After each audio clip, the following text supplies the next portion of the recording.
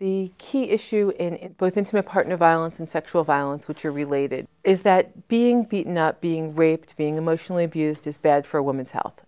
And this would seem really obvious.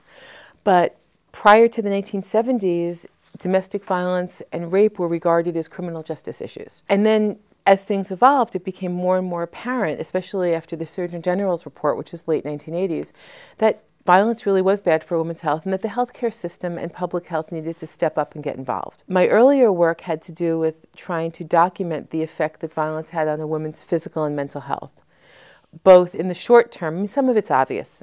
You know, there's injuries, there's chronic pain, there are headaches. Some of it's less obvious. There's a lot of stomach aches, back aches, headaches, depression, anxiety.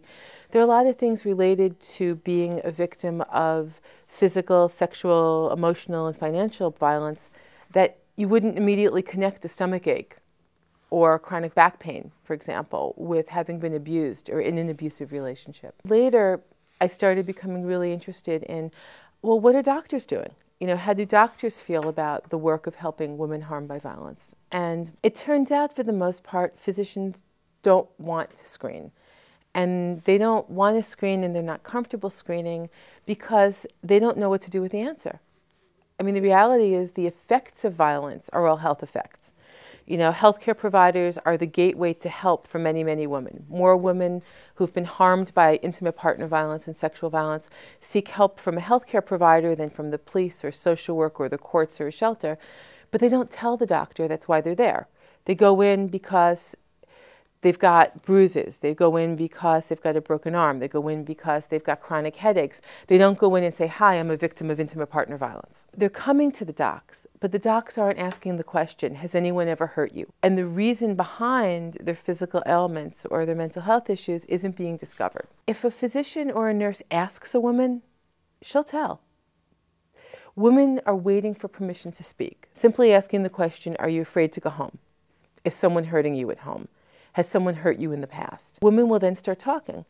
And the role of the healthcare provider is really simple. It's to treat the health-related effects and then to refer women for further help to other sources. The last part of my work really started looking at hospital-based policies. Hospital policies in general are not supportive of helping victims. Most don't mandate screening.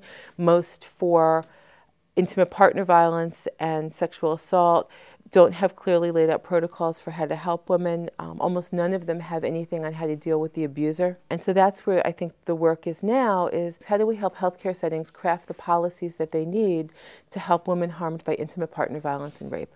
The two most common myths about intimate partner violence are the why doesn't she just leave question. And the most important thing to realize about that question is when a woman leaves, it's the most dangerous time for her. There's been a lot of studies that show the violence, the physical, the emotional, the financial violence.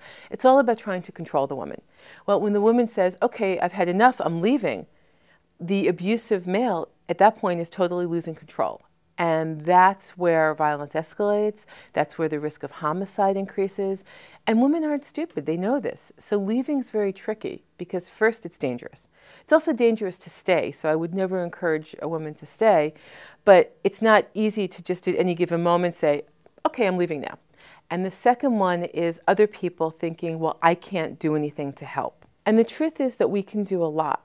The first thing is to be patient. If a woman is staying with an abusive male and you're her friend and you're thinking, oh, why doesn't she leave already? Just stand by her, be her friend. Remember, it's really hard to leave. She'll leave in her time when she can do so safely. Any connection that a woman has to a family member, a friend, a colleague, is a connection that helps keep her safe. There are telephone numbers that women can call for help.